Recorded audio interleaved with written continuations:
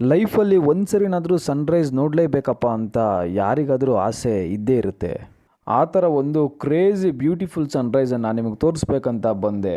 But ನಾನು ಬಂದು late ಆಗಿದ್ದ ಕಾರಣ ಸನ್ರೈಸ್ ಆಗೋಗ್ಬಿಟ್ಟಿತ್ತು. ಆದರೂ ಪರವಾಗಿಲ್ಲ, ನೀವು ವ್ಯೂ ನೋಡ್ಬೋದು, ಮಸ್ತಾಗಿದೆ. ಒಂದು ಸರಿ ತೋರಿಸ್ತೀನಿ ಫ್ರೆಂಡ್ಸ್, ನೋಡಿ ಹೆಂಗಿದೆ ಅಂತ.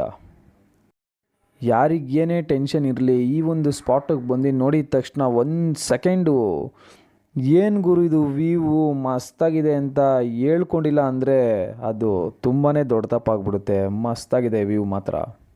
ಸನ್ರೈಸ್ನ ಬಿಲ್ಡಿಂಗ್ ಮೇಲಿಂದ ಬೇಕಾದರೂ ನೋಡ್ಬೋದು, ಆದರೆ ಈ ಒಂದು ಜಾಗಕ್ಕೆ ಬಂದು ನೋಡೋದಿದೆಯಲ್ಲ ಅದು ತುಂಬಾ ಅದ್ಭುತ ಅಂತ ಹೇಳ್ಬೋದು. ಏನಕ್ಕಂದರೆ ಶರಾವತಿ ಬ್ಯಾಕ್ ವಾಟರ್ ಒಂದು ಕಡೆ ಇದೆ, ಅದ್ರ ಬ್ಯಾಕ್ ಸೈಡ್ 360 ಡಿಗ್ರಿ ಫುಲ್ ಬೆಟ್ಟ ಇದೆ, ಕಾಡಿದೆ. ಈ ಮಧ್ಯೆ ಈ ಸನ್ರೈಸ್ ಆಗ್ತಾ ಇದೆಯಲ್ಲ, ನೋಡೋಕ್ಕೆ ಎಷ್ಟು ಪ್ರಶಾಂತವಾಗಿರುತ್ತಂದರೆ ಫ್ರೆಂಡ್ಸ್, ನಮಗೆ ಏನೇ ಟೆನ್ಷನ್ ಇರಲಿ ಏನೇ ಇರಲಿ ಆ ಒಂದು ಮೊಮೆಂಟ್ ಮಾತ್ರ ಮಸ್ತಾಗಿರುತ್ತೆ. ಸಖತ್ತಾಗಿ ಎಂಜಾಯ್ ಮಾಡ್ಬೋದು.